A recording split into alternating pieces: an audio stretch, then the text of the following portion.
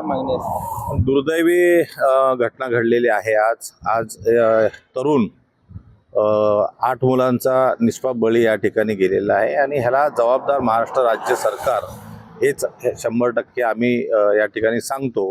कारण बघा, आंबेनळी घाटामध्ये सातत्याने दरवर्षी अपघात होतात.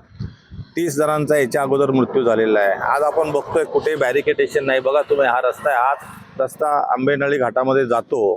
कुठे बॅरिकेडेशन नाही आहे आणि कुठेही त्या रस्त्याचं संपूर्णपणे काम पूर्ण झालेलं नाही आहे. सातत्याने काय ना काहीतरी त्या रस्त्याचं डागडुजी अर्धवट राहते आणि त्याच्यामुळे हे दुर्घटना घडतात आणि असे दुर्घटना घडून असे निष्पाप बळी जातात.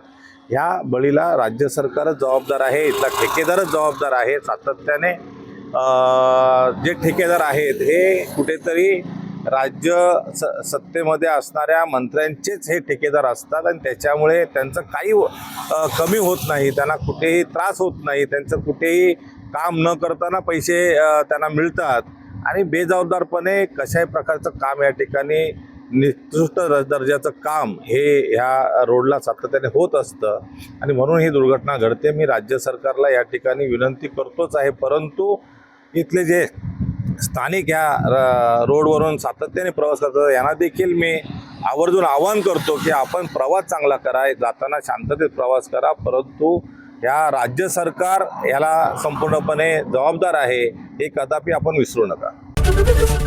एबीपी माझा, उघडा डोळे बघा नीट.